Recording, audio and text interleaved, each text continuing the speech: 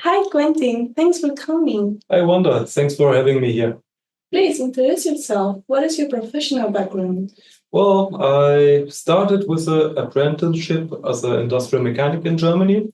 Later, I made a course. It doesn't exist in any country except of Germany and Austria. It would be in English, Bachelor Professional of Metals Production and Management. And later on, I worked as a lecturer and tutor for this area and traveled as a digital nomad through Latin America. Tell me about your business. What do you do? Well, 6 months ago, I started Laumeier Consulting. And what we do is we facilitate contracts between companies in Europe that want to sell high quality industrial machines and companies in Latin America that want to buy high quality industrial machines. Also, we facilitate partnerships between companies. Let's say a small company in Europe that wants to sell its products here in Latin America, but then you have a lot of costs. You have the transport costs, you have importation tax, you have export costs, and then it might be cheaper to look for a partner here that can produce the product for the European company. And right now, I'm looking for a company that wants to sell a patent that is from Germany, from a German company, and they didn't find a German buyer for the patent, so now they are looking internationally for a buyer. Why did you decide to stay in Argentina and not in another country? Well, Argentina is a very beautiful country with a lot of history, and I felt directly at home when I came to Argentina the first time, even through my Spanish was much worse than it is now, and I loved it. The people are so nice, and the food is fantastic, the nature, you have a lot of historic architecture. How do you see Argentina's economic future?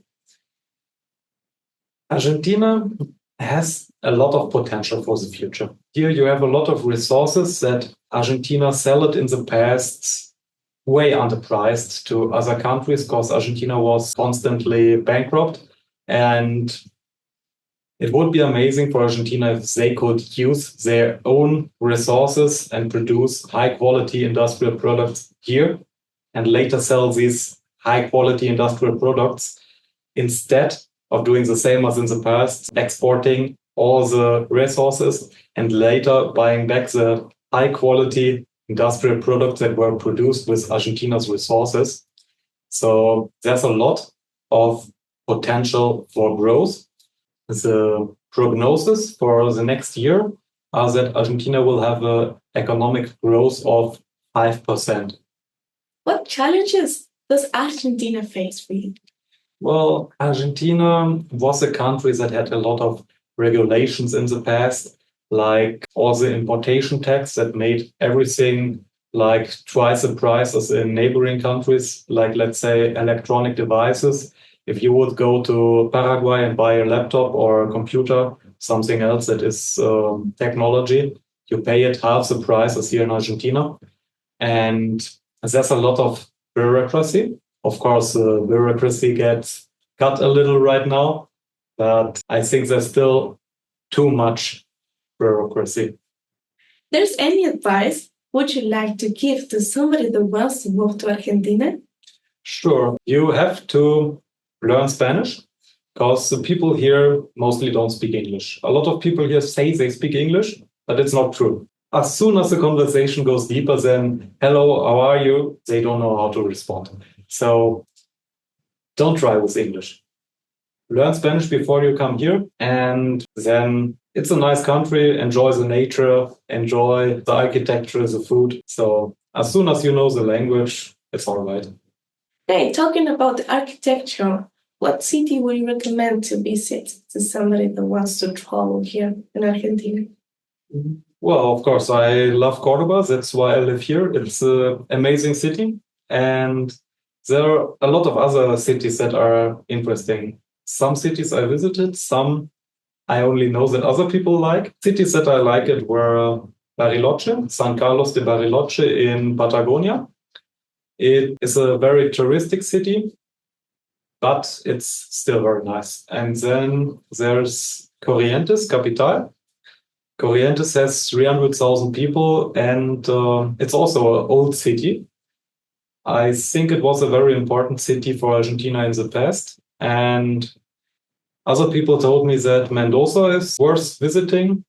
And some people like Buenos Aires a lot, but I never went to Buenos Aires, so I cannot say a lot about it. What advices would you give to young Argentinians that want to start a business? Well, the first point that I would like to address is that you are never too young to start a business. Of course, sometimes people tell you something, first go to school, do this, do that. No, it's never too early. Like if you're 16, 15, doesn't matter. Of course, go to school, get your degree, but you can start a business in your free time. There's no time in your life where you will have less risk than when you're living with your parents and still going to school. So you only will get experience. And even if you fuck up your first business, it doesn't matter. Many people fuck up their first business. I also fucked up one business and life goes on. So you learn a lot, even if it doesn't work out in the end, then you learn a lot for your next business, what you would do different. So just start.